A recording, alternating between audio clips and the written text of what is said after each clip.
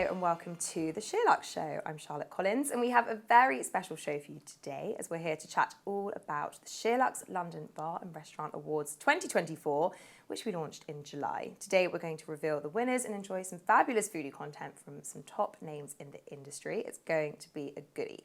But first, let me introduce our very fabulous guests, author of Real Healthy and chef Melissa Hemsley, author of Plentiful and founder of Dalston patty shop Flaky, Denai Moore, and chef and SheerLuxe's food columnist Alexandra Dudley.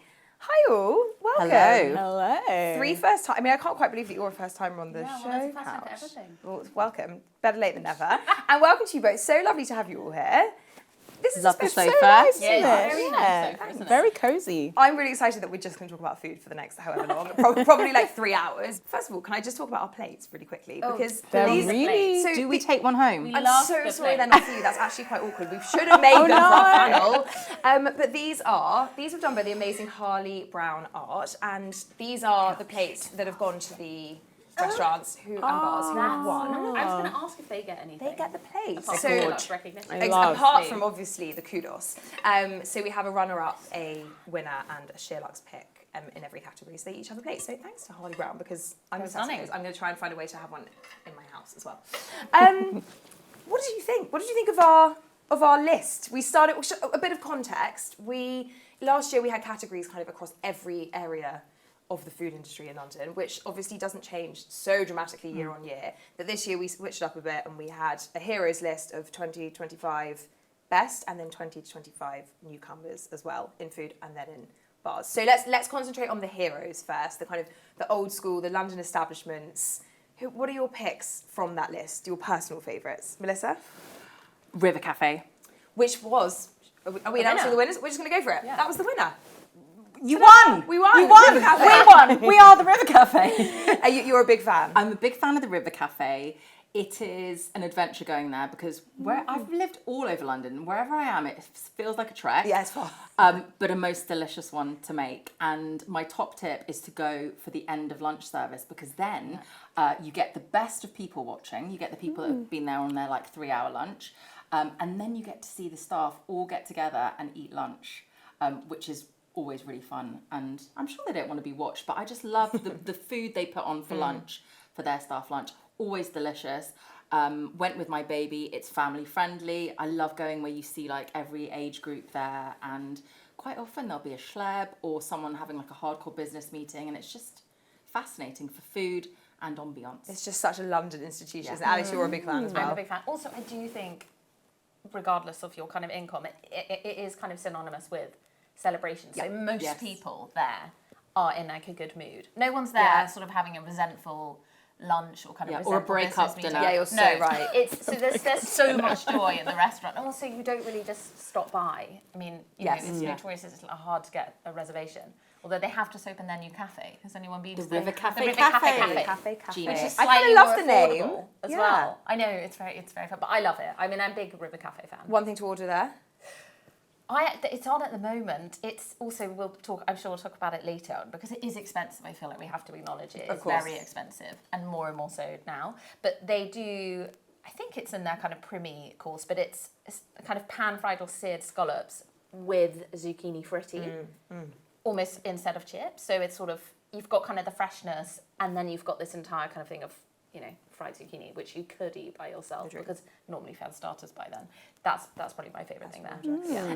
Denai, what about you? I mean, we could obviously talk for an hour about the River Cafe, but what on the list did you love? It's so funny that you talk about the River Cafe because I feel like there's some restaurants that I haven't been to mainly because I'm a bit I don't know. I love that everyone loves it, but then I feel like when is the right moment? I have this I don't know. It's just the fear of I don't know. Committing. Yeah, I get that. Yeah. But I'm gonna sound very chronically online, but I really loved her Top Jaw episode. Yes. Yeah, it was really funny. Was it Ruth Rogers? Yeah, Ruth did it. It was really funny. I really liked her vibe. Do you ever listen to her podcast? Yeah. No. She gets the most. It's very relaxing because obviously she speaks so calmly, and she gets the biggest names. Celebrities, she's, Really? Her little black book is wild. It's stop worth listening to. it. Yeah. Fun. Artists, foodies. Yeah, amazing. Lots of Mega actors. Hollywood megastars. When they come into film in Europe, they go see her, and then they talk through a recipe at Yeah, the beginning. exactly. Austin I think Butler. her top drawer, she said her own restaurant, right? Yeah, I know. Yeah, and they're like, I we're know. going to do that, and she's like, Only yeah. person allowed. Yeah. Sorry, carry on, Denai.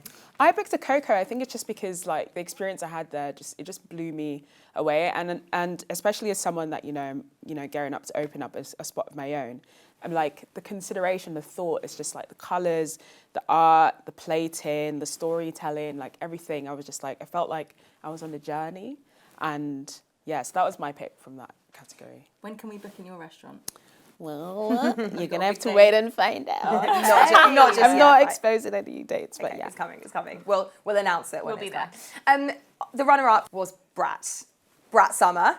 I mean, Brat Summer. Summer. I didn't good even think timing. about that. I know. I bet. I'm sure it always must have- thinking about Brat. Yeah. Unfortunately, I'm Constantly. always thinking about it. I mean, Brat it's become a bit of a London institution, hasn't Yeah. it? What is so good about Brat? The smoked potatoes. That's okay, specifically. And, to me. I mean, and the rest of it. I think it is quite a vibe in there, isn't it? It was when it opened, it felt really new for the kind of London food scene. I felt like it had a bit of a mass hype at the beginning. I remember having a really good meal, then having a less good meal, and now it's sort of kind of weathered the course, hasn't it? It's, sort of, it's still there, and it's still going, and it's still doing its thing, and it hasn't really kind of changed from what it does, and it just does that well.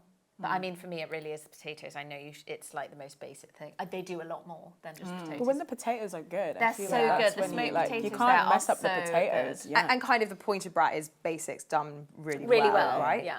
The turbot's obviously the kind of iconic dish. Yeah. You a fan, Melissa? Yeah, the fish and potatoes. Fish and Put potatoes. the two there you best go. things together. I like to be surprised, but not overly surprised. I don't want to be shocked. And I like to have familiar and be comforted. And I just like to feel full when I leave as well. I think that's a big thing. Yeah. Yeah. And I nothing feel wrong. it's There's hearty nothing and worse. satisfying and it feels abundant. And that's interesting because there's obviously some more fine dining options on our list, but actually the three winners are yes, exactly they that, are. are a bit more in the Yeah. abundant category. Jim Carner was our SheerLuxe pick. We felt we had to give a nod to Jim Carner, who got their second Michelin star, obviously, this year. I've been in years to Jim Carner. It's so good. Sorry, Denai. No, I was going to say I haven't been. Again, I've heard lots of good things. but- We should say you're vegan, right? Like, how does that kind of change your interpretation of the list, or are there any particular heroes that stand out as particularly vegan friendly? I love good seasonal veg cookery, and like I used to live in Margate, and it's a seafood bar, but it's one of my favorite restaurant stories, and their veg dishes like they do there tend to be vegan, or like you can take the cheese away. But it's just like they're cooking with vegetables at their peak, which I think is how I like to eat at home, and that's kind of what I want to have when I'm out. So I kind of love the idea that I think a lot of restaurants are leaning into those veg options as well, as much as the fish or like the meat. Like Yeah. Have you ever gone to a restaurant and found there was nothing for you? And that'd be quite shocking in this day and age. I feel like I haven't done so in like a long time. I feel like if I went to France or like Yes. Paris, I feel like maybe that would feel a bit of a. Yeah. I'd feel that because I've heard lots of stories about that. But I think right now London's in a pretty good spot. Yeah, I've just done a road trip through Middle America from Montana to Wyoming to Utah, which was really cool. And we had it. My colleague Lou is vegan, and we had a game of WWLE, which is what would Lou eat, because there was so little everywhere we sat. We were at WWLE, like there was nothing. Don't go there if you're shame. vegan. A lot of meat, and then the alternative is cheese. So maybe avoid there. But London, you're right, does cater for everything. Yeah, I think London's just like right now, like I think it's changed a lot in the last 5 years. I love the comfort eating thing. I love that restaurants are leaning more into that, less fussy about plating and just more about really delicious, comforting flavors. And yeah, I love that. Well, Heather and Sherri had the absolute dream job of going and visiting Bistro Freddy, Oma and The Hero, all restaurants and pubs in the best newcomer categories. To show us what all the fuss is about, take a look.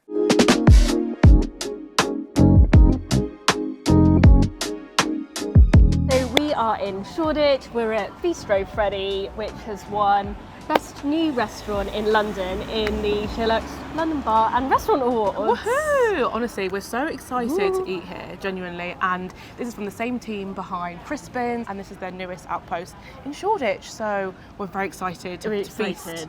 Oh, honestly, I can't wait. I've been here before. I love the pie. I'm super excited to see if the pie holds up to what it was last time. But yeah, we're hungry, we're ready. Let's go in and try some food. We're in. We're a bit giddy. I think I'm just like super excited for my pie. So giddy, honestly. This is, I think because we're east as well. Yeah. Which I always feel really excited about when it's an amazing restaurant out east. It's fuzzy and it's sunny. We've already ordered, but if you haven't been here already, Bistro Freddy's got these amazing handwritten menus that they do every day. We have ordered the pig's head croquette. Also gone for one of the flatbreads. Obviously gone for the pie of the day, which at the moment is chicken and tarragon. Delicious. And then obviously the chips and mayo, which I've had the chips here before. They're amazing. I'm not a mayo fan. See, I am a mayo fan, and I know that the Crispin group does the best mayonnaise ever. But it's just, yeah, I don't usually eat mayo, but this is just, they're just so good. First meal this year. My boyfriend is going to be so envious. I already feel like I'm in Paris. Oh, So the perfect amount of salt and it's the like flatbread. the thinnest ham, like the loveliest. And the actual bread is so fluffy and light. It's so nice coming to a restaurant that you know is like really hyped up, but it's worth it. Like it's so exactly. deserved. I think it's like a heritage tomato salad with what's underneath. I think it's whipped goat's cheese. Whipped goat's cheese. I love goat's chease as well. Not everyone does, but I really Oh, I love goat's cheese. We're just very unfussy how we eat everything. But not Flavorful. very flavourful, yeah. It works. The tomatoes aren't sort of overpowered by the cheese. No, some goat's cheese is very, very strong. Yeah. The curry sauce on there, that looks so good. So this is the fried skate wing with curry sauce, chips, aforementioned mayo that bangs, and then chicken and tarragon pie. The crunch. God, The crunch. So good. So this is like the one they're famous. Oh, famous for lots of things, but the pie for sure. Do you want a bit more? Go on then. Go yes. on then. And they change it with the season. So now we've got tarragon. In the winter they'll have something else. Look at that. Sorry, such a perfect, Looks so perfect good. top. Very meaty and delicious. Oh my god, that's great. It's really light as well. Yeah, it's really light. You could easily eat the whole thing. Dom earlier told us to dip the chips in the curry sauce, Oh my god, yes. which is what I do back at home. So let's. Good idea. Wow. Ooh. That's really good. You have to kind of scrape it off the bone when it's skate. There we go. There's a knack to this. There's a knack. There we go. I'm from Thank Grimsby. you. I know how to do fish. How lovely. Light. Yeah, the batter's so light. The fish is delicious. The curry sauce is awesome. And not too overpowering. No. Oh my gosh, that's so nice. I think we've given it a bloody good go. We've demolished it. There's a little bit of pie left. 4 chips. Yeah, we've done very well. No. As you can see, it was delicious. It was great. Just as good as when I've been before. 10 out of 10. 10 out of 10. So we are now in Borough Market and we are at Oma, which is David Carter's new restaurant.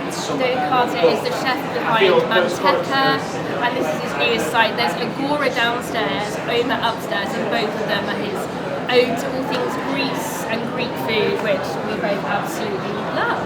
And this is our editor's pick. So the readers have chosen the other restaurants. This is the one that we feel deserves a bit of a spotlight as well. Yes, so we're going to go in and show you some of the hero dishes. How cute are these? They're so, oh my god, I need these at home. Mine's apricot and thyme, and yours is a take on a Negroni. Negroni. Cheers. Oh. Oh, that's so yummy. A very nice spritz. And we've also got, what are these? Some crisps. My favourite, crisps and Negroni. Achma verde, wild garlic. My favourite. Oh, look at that. Cheers, Heather. Here we go. Cheers to Oma for SLP.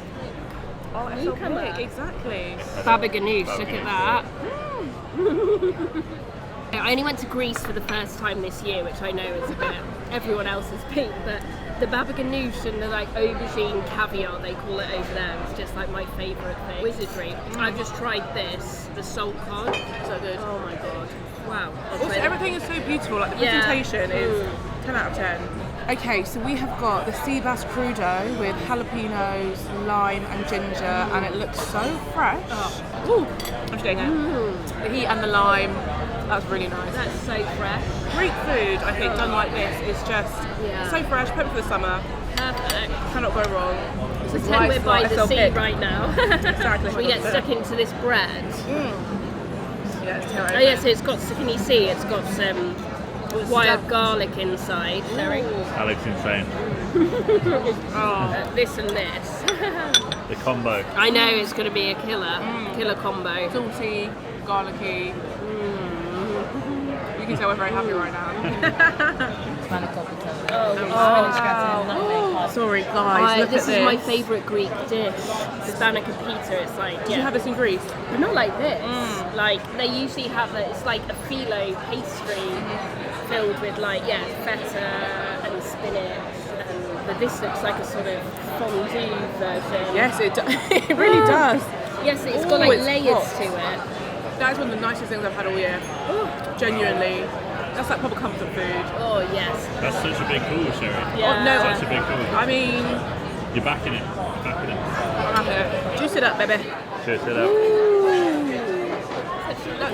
What a beautiful colour. So nice. Nice, very light.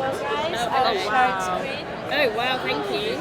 So this is actually my dream You meal. love squid. I fucking love squid. I'm gonna have one of these. This falls off Wow, yeah. perfectly. Look at that. Oh, This is going to be really unattractive. Apologies, everyone. perfect raw. Is that good? It's so flavoursome. It looks amazing. But you can still taste the squid, sort of empowering. This is the chocolate cremoso. Wow. This is the summer peach. Oh, which one should we try first? This is calling. Have you got room for this, guys? No, not Always. really. I can see this has got some olive oil on, which Pistachio on top. It's a salty pistachios, like candied pistachios on top that adds that. It's like sweet and savoury. That is a wonderful combination. I was like, have you got any room? No, and I'm going in for a third spoon. Oh my god. Oh, that's delicious. That is so nice. That's delightful. It's like summer in a bowl. This, I think, just rounds off a really, really excellent meal, doesn't it? And with the peach. Perfect palate cleanser. Palate Lovely. cleanser, exactly. Thank you, Oma. Thank you. Chef's kiss. We're now at the Hero in Maida Vale. This one SL pick for best new pub and restaurant. This is actually the third time I've been here in like a month. So What a this is why it's shame. like SL pick, because we've chosen it as another great one to come to in London. Yeah, So this cheese toasty, I can smell it already. I can already tell you this good. is 10 out of 10. If you Have you love, had this before? I've had this my third.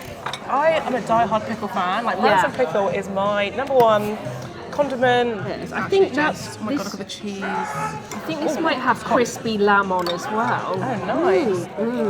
That salad's amazing. Good. I think it's got like 2 or 3 cheeses in there and some pickle inside and on the side as well. And they've like done a layer of butter or mayo and then grilled it in the pan. Yeah, it's got a. Nice. I'm really taking my cheese toasty tasting seriously. The silence is saying a lot here, guys. Silence, yeah, just happy enjoyment.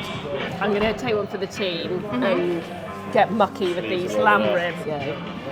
Oh, that looks. This is not going to be pretty. We can pixelate this if you want. So sticky. That's messy but great. Very good. Nice little bar snack as well. Just yeah. sat by the bar, Oh yeah. pints and ribs. Very happy with that. That yolk. Oh, that's so nice. Very well seasoned. Lots of herbs in there, and the egg is so orange. It's almost like stuffing, isn't it? Yeah, oh yeah. So that concludes our epic food crawl of some of the winners from the Bar and Restaurant Award. What's been your favourite? Oh, it's really hard to say. I mean, that chocolate mousse at Oma is in here still. The atmosphere and people spotting. We won't say who we've seen today, but there are some celebs in today. Yeah, I mean, Be So Freddy, I just don't think you can beat it. I think it's amazing. How about you? So basically everything. Essentially, they've all won for a reason. They're all very Exactly. different. It just goes to show London's obviously got loads of amazing new restaurants opening all the time. And if you do want to check out the full list and the short list, they'll all be included below and on the website. So yeah, you can have a look and book your next reservation using the list. So yeah, thanks for watching and we'll see you next time. You guys haven't seen that yet, but I watched it yesterday, and the mouth-wateringness of some of the things that these guys ate, like that cheese. I've been to the Hero, and the cheese toasty, like it oozes. What a fun day's work. I know, they're as so well. lucky. They literally went to all three in one day. Do you need an intern? Yeah, exactly. Opening positions now. Obviously, all three of those restaurants have been really hyped. They've been really trendy. They are really trendy. I want to know about, let's start with restaurants. Where has lived up to the hype for you guys in recent times in London? Cafe Cecilia. Right. Cafe Cecilia, I loved. Yeah, I really liked it. I felt it's obviously they've got a very heavy design. This is not so much about the food, but kind of design background. It's very like artistic family, and I felt like it was an experience. You were talking about things being experienced earlier. The food was. I love the food. I love the kind of semi-relaxed energy. It was sort of semi kind of stripped back. It was very ingredient led, and the whole.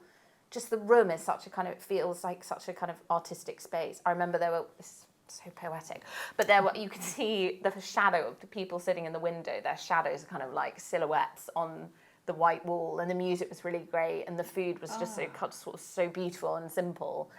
I just loved it, and every time I've been, I've just really loved it. But that, you know, I thought it was great. I had a life-changing dessert there, which is like a bread and butter. The Guinness like bread and butter sticky topping. I love the idea of it. Yeah, I can't remember. Some sort of sticky big chunk of bready type. It was phenomenal. I mean, it's good, and really it's unhelpful. it's sort of like heavy, but it feels elegant, even though it's kind of comfort food vibes there. Stylish. I think comfort food is elegant. Like, do you Yeah, think? that's true. Like, it doesn't. But it has been maybe painted as a kind of, even like pie, Bistro Freddy will talk about the pie, but it's so romantic and it's almost like ceremonial, isn't it? That kind of The ritual of it all. yeah, and sharing.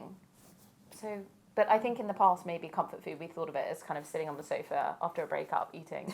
Well, I don't know, like spag bol. Do you know what I mean? A lot of chefs have elevated comfort food in recent years, right? What about you guys, Melissa? Any trending restaurants that you've loved? I love the Devonshire. I've probably been. I haven't been To the there. Devonshire, but go for it. I love the fact that, the times that I've been, it was all in the first few months. And I love that you kind of feel like a kid in a grown-up restaurant. Like there's lots of floors to explore. They're really proud of their setup. So they're very open. You just feel like you're joining one big family. It's like, oh, can I sit on that floor? Can I sit there? And because I've got a baby now, we go for the earliest tables. So maybe it is that feeling of like more kid-like wonder, and like the grill's so stunning and the chefs all got time to have a little chat, and like I'm holding my baby next to the grill. I don't know, maybe it's just a fun, familial feeling. The food is sensational. You have as much softly baked bread as you want. The butter's ridiculous. The roast is wonderful. And it's abundant and it's hearty and it's just... That's definitely the trend emerging here, isn't it? Denai, what about you? I'm just trying to remember how to pronounce it, but it's like it's in Borough Market. I went once with Oh. Collet. Yeah, Collet. Thank you for Yes, that. Collet. I loved Delicious. it. Okay. I loved it, and I loved, again, it's something about the ambiance and the vibe. Like, I feel like, but then I don't know what it is about reluctantly trying these restaurants that like everyone tells me that, you know, they've had the best meal of their life and it's like life-changing. But I loved it. It was really nice. It's nice to find your own thing, isn't it? What about food trends in terms of presentation, just kind of the food itself? We've talked a lot. I mean, we were chatting last week, weren't we, about the presentation of things, you know, food becoming almost art and butter sculptures, and we talked about tin fish. I mean, what food trends have kind of come and gone in the last year that you've really enjoyed and embraced, and anything that you thought was a bit silly? I think I love the nostalgic element of things coming back. Like, I think whenever I see like Norman's cafes, like posts, there's something like really heartwarming about that. And I think nostalgic food is like really important. That's kind of what I lean on with my food in many ways. And I think that place is like everything, you know, we can connect to, you know, like the pink custard or like stuff like that. That might be, you know, on leaning on the other side, but it's like the pies and stuff like that. That to me is just like, I love a pie. Everyone loves a pie. Yeah. But I guess, I don't know, for so long when you're a chef and you're like making food, like in your brain, you're like, it has to be to a certain, I don't know, you have to have all these complicated sauces and stuff, but it doesn't really need to be like that. It doesn't have to be new. It can be really delicious, vibrant, flavoursome, and there could be a story in those things. And I think I love that nostalgic food is kind of like having its moment.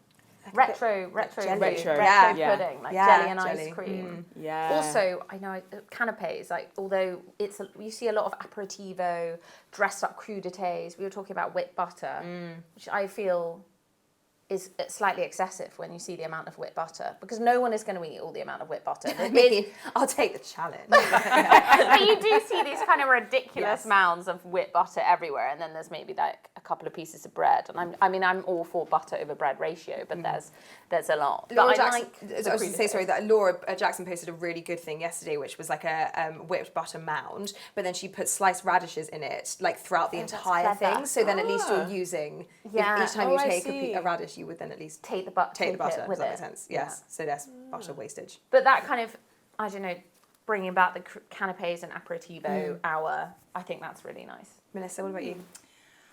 Oh, I'm in two minds. But I think I go for restaurants that don't embrace trends. So I think I haven't come up against many.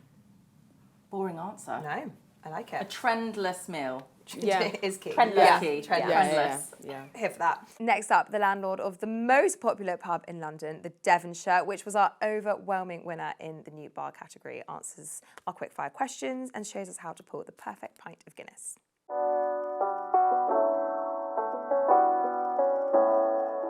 Hi, I'm Oisin Rogers. I'm the co-owner of the Devonshire in Soho. To be honest with you, we have really been massively taken by surprise. It's been really well received, and it's such a pleasure that people actually enjoy it. I'm just going to run through how to pour a pint of Guinness.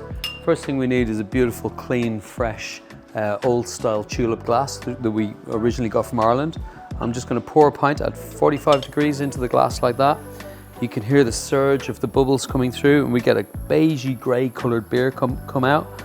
And that is absolutely chock full of the tiniest nitrogen bubbles. I stop pouring just as it reaches the top of the harp on the glass, and you can see this wonderful surge of the tiny bubbles moving up to make a tight, creamy head on the top. At the moment it's quite beige. We're going to wait for about 2 minutes for that really lovely head to form some consistency, get more creamy, and when it does, we'll be able to float it to the top in the second pour. You can see we've got an old 1970s Guinness tap that we took from Ireland, so it came out of an old pub. We're really, really proud of it because it's the best way to pour the beer and delivers the best possible product. When we do actually start to do the second pour, the whole head moves upwards and it can sit proud of the glass. We call it causing a dome above the lip of the glass, so that when you look across it, the actual head is higher than the pint glass itself. And we just drop the beer straight in under the head, which pushes the head up. And there we go. There's your perfect pint of Guinness with the head domed slightly above the top of the glass, and that's going to taste absolutely delicious.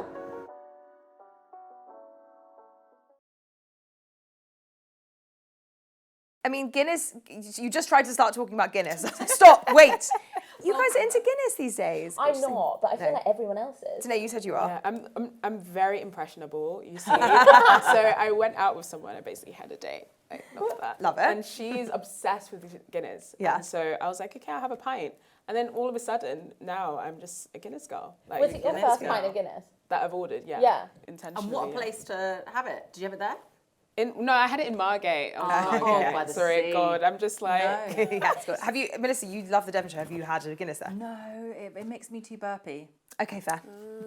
Fair. And I want to leave room for the food. This is it. I think those are two separate trips to the Devonshire. Personally, it's a Guinness trip and then there's a food trip. Well, I think some people spend all day there. I Well, think they all like that. Guinness that up in the morning. Yeah. Get a little bit of food, go walk around Piccadilly, come back, get a bit more. Just get some air. I mean, it's a real vibe. Yeah. The queue Ian for the Beale Guinness. From EastEnders was from the Ian EastEnders. Beale. I mean, in that case, sold. Forget anything else you've heard about trends. Ian Beale was there. So we've got to go. The queues are mad. The queue And is also just mad. the crowds. Are Yeah, it's like a insane. mosh pit Yeah. trying to get a pint It's there. I crazy. don't know, but Yeah. I've heard. I've heard. Let's talk about the winners for the bars and pubs. Obviously, the Devonshire came first. We had 3 sheets Soho as our runner-up. Anyone been? Yeah. Fan? Yeah. Yeah? I've warmed to cocktails, you know. Like, I don't know why. I've come back to cocktails. Like, I feel like I went through a wine, I say embarrassingly, I always order Prosecco. Like, I just don't. That is not embarrassing. No, but it's But just I feels know like why when you someone, say that, yeah. When someone's like, I'm doing a round, what do you want? And you say Prosecco. Like, Yeah, I get that. I get it that. does feel a bit, like, yeah. I was like, well, I just like it. But now I'm coming back to cocktails. Okay, so what do you look for in a good cocktail? I like tequila or like Yeah. mezcal, so something like in the spicy margarita kind of vibe, energy, that's normally my vibe. Nice. 3 Sheets Soho. Any recommendations from there? Well, I feel like I said, I'm just a creature of habit. I don't like trying new things. Yeah. So I would just get margarita. Sure. And I feel like if you do a good margarita, I'll come every time. Like, I'll just be there every day. Not every day. Melissa, Alex, where do you guys love for a drink in London? What would win your best bar in London? I love the Red Room. I think the Connaught Bar was on there, and I love the Connaught Bar. I love a martini. Yeah. I feel like we know that. But I actually think the Red Room is almost kind of a sexier, it's got a kind of sexier vibe. I mean, the interiors are incredible, beautiful. Aren't they? Really beautiful. And they do actually, I think when it first opened, it was more of a wine bar, and then they shifted that and just made it kind of cocktails, wine, whatever you want. And I think anywhere that just does a good cocktail, so will make you a good martini the way you want it, or will make you a good margarita, and sort of ask what tequila you want. Sometimes I don't know the answer to that question. I'm like, what do you want? You but that I really like it, and it is the whole atmosphere. It's stunning in there. Yeah, great. Snacks are bar great. snacks. Great bar Exactly. snacks. Great Bar snacks should be a category, I feel. Yeah, actually, that's a really good feel point. they should Next be. time. 2025. Yeah, bring them on. Melissa, what about you? I went just last month to a brand new place called Soul, and really delicious wine, lovely bar snackettes. The kitchen actually wasn't up and running, and I was like, everything was just so stunning. You know, it was summertime, so nothing was. There was like these marinated green beans. Sorry, we're talking about drinks. On the green beans. Back on the snacks, sure. But just delicious wine. And I will say again that when I was pregnant and then early baby days, I really appreciate places that have a good wine by the glass list, because it's often overlooked, and when you have one wine, you're happy to spend a bit more because you want it to be absolutely delicious. So anyone that's got good wine by the glass, I'm there for, and Soul's was really good. Yeah, I really agree that my husband doesn't drink much, so like it's not, you can't always have a bottle of wine to No, yourself. I appreciate a carafe. Yes, Carafe. yes, a nice, exactly, somewhere between a glass and a bottle, sweet spot. Okay, and obviously the hero, we should say, was our SheerLuxe pick for the bar and pub category. Next up, we've already mentioned 3 Sheets Soho, and where better to go and sample some of the best cocktails in town. Hey, I'm Max. Welcome to 3 Sheets Soho. We're going to show you how we make a couple of our most popular drinks. First, Matt is showing you how we make our dirty martini. So we replace the olive brine with kosseret tea, which is an Ethiopian herb, really savoury with some stone fruit notes. We stir that down with some olive oil infused vodka, some straight vodka, a little bit of white wine, a touch of sugar and some sea salt. And we serve it in a nice cold martini glass with 3 olives on a cocktail stick. Next up, Matt is going to show you how we make our Paloma. It's a pretty simple twist on the classic. We've got tequila, we have some dania seed, which is a bright lemony aroma, and we've got some Mexican oregano, which just adds a bit of depth to the drink. We mix that together with some acids, and then we top off with the delicious grapefruit soda and give it a little lime spray over the top. Really crisp and refreshing. Thank you so much to 3 Sheets Soho. Now, we're about to move on from the bar chat, but given that we picked the hero as the SheerLuxe pick, we also they have offered one lucky SheerLuxe winner, somebody who voted in the Restaurant Awards, the chance to win a table for 2. And I have the name of that winner. It is Christine Amat. So congratulations, Christine. I know. Congratulations. It's, that I just keep thinking about the cheese toasty. It's coming your way, Christine. So enjoy. We can't have 3 chefs on the sofa and not talk about what you're cooking, what you're eating, not so much in the trend camp. We're going to move away from trends, but what you guys are loving right now. Alex? Quite basic. I'm really into a tray bake at the moment. So just a kind of one tray thing. I love getting a kind of chicken, and then you can roast it or just kind of spatchcock it, and then putting all the rice and lots of aromatics, kind of lemon, lots of herbs, maybe garlic, all of that jazz. And then all the juices from the chicken kind of sink into the rice as it cooks. And then the rice is cooked, you've got this really good chicken, crispy skin, really flavourful rice, sort of done. Maybe a salad on the side. Or sort of potatoes, leeks. I mean, it's very basic cooking. But I think also meals that kind of last, cook once, eat twice kind of energy is working for me at the moment. So, nice. Yeah. Denai, what about you? I'm kind of mildly obsessed with making extremely elaborate sandwiches. Extremely good looking sandwiches. It's become like an obsession. And my thing is, basically, I made a sandwich once, clearly, like a couple of years ago with homemade focaccia. Oh. And it was, I say a couple of years ago, it's definitely lockdown. Sure. When I was definitely like 4 years ago, lockdown. And it's just like, once you make a sandwich with the bread that's been freshly baked, there's kind of no going back. So Yeah. Genuinely, every time I crave a sandwich, I have to make a focaccia. So the sandwich is definitely coming the next day. I got you. basically, Okay, which yeah. is just like It's it's just not how I that- roll now. That's very Nara Smith of you. It kind of does feel like Yeah, it you've gotta does wait feel to like go. that. But I think it's really rewarding, and I guess it's also like, you know, I'm a freelance chef, so I can actually just do that. You know, have these little fun foodie projects, but it's just delicious. Like, I love leaning into seasonality. Like the one that I made recently. Oh my god, I made the one before the last one. I've peaked. Okay, go on. Like, I'm never gonna reach that high again. Tell us. Basically. So I'm really obsessed with curry leaves with plantain, basically. Those two pair really well together. They're really delicious. And I made my own mayo. So that was also just another step that I'd never done before. And again, once you make the mayo from scratch, I kind of just feel like I've ruined it for myself now. Yeah. It's just, You've just reminded me, I've been on a waiting list for a curry leaf plant for like 4 years. I need to chase them up. That is so niche. Why is there a wait list? why is I there wanted not a niche curry to leaf have one, but plant. why Well, would there be wanted so a curry in leaf demand? plant, you know, internet searched it, and it was like this lovely small nursery somewhere in England, and they said, we've got a waiting list for the best curry leaf plants in the world. Wow. And I've been on the list, and you've just reminded me. Okay, chase it I'm gonna up. get some You need to get on the plantain, curry get my plant. curry leaf. honestly delicious. Curry leaf mayo. And what's so good. What are you doing? Frying up the plantain? They were slight on the riper side, delicious, very sweet. So it works with the curry leaf mayo. And then I roasted these oyster mushrooms. And then I had like crispy roasted toasted coconut and curry spice, cashews, and then there needs to be lots of herbs. I did like mint, coriander, and then like there's layers It to keeps it. going. And then it was like, that was it. It was an aubergine pickle as well in there. Did you then cut it in half? Oh yeah, she does it Yeah, all. I have to do followed it down. them. I have to Are you literally. diagonal or straight down? Well, because it's focaccia and it's like, Yeah. it has to kind of diagonally would be weird, I think. with Yeah. focaccia. Yeah, that feels that. They that's look why I like mega. And are you just in terms of density of focaccia? Do you then have to go for something that's like slightly slimmer because you need to fit the whole thing in your You mouth? know, or I have just this go for it? one pan that I do it in that makes the perfect kind of depth. It's just so now it's just like a thing. Like It's a thing. I just go on this crazy journey. But that one I was afraid to make another one because I just feel like I peaked. I peaked Sounds with that. amazing. It was the best one yet. Are you documenting these all on social media? Because we need to. Yeah, you need to follow them, Yeah, honestly. We'll be stalking the sandwiches. Melissa, what about you? What are you cooking? I'm making a lot of packed lunches, but even just to eat at home. Sure. I love. Well, have I talked about my baby so many times? I'm being that weird mum. But she, you know, I love her, so I think about what she might want to eat, and then we eat everything else.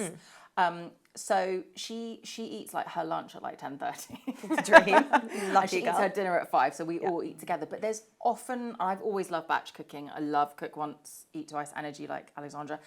And I love having delicious things in the fridge to assemble an amazing sandwich. So I love, just like, I've been looking in your fridge. You have? Not your fridge, Not me- the not me SheerLuxe personally, fridge. yes. And just having elements in the fridge of things to eat, you know, something cheesy, an amazing dressing or an amazing sauce, a pickle.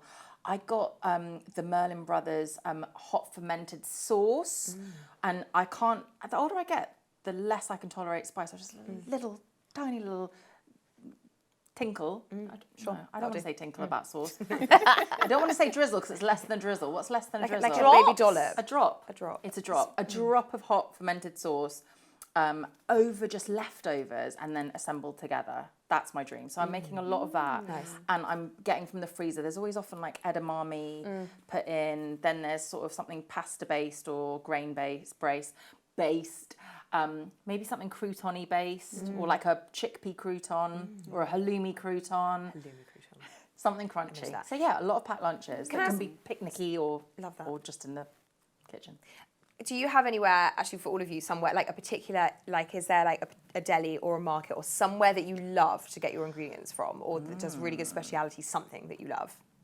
I like, I guess I'm an East London girl, so I love Broadway Market. Like, I feel like just the spirit of it, like, I love the atmosphere. I love talking to the farmers or the traders about, like, what's in season. I think going to a farmer's market for me is, like, always rewarding because I always pick something up that I didn't necessarily intentionally, like, wanted to pick up or had on my list. And I think it's really good to kind of have that practice, like, if you can, if it's close to you. So, yeah. Superette is a really good deli. It's on Upper Street, and they sort of stock lots of kind of small independent brands. I do every time I go in there. I almost have to kind of put a cap on myself because I will come out with 5 different types of chili oil and you know, that kind of thing. But I love it. I always find something nice in there, honey or kind of a nice pickle or chili oil or something like that. I just have so much joy from trying new products. I think. They're the things that pimp the sandwiches or the packed lunches. And also it's nice. They often have what's the other one on Deli Market.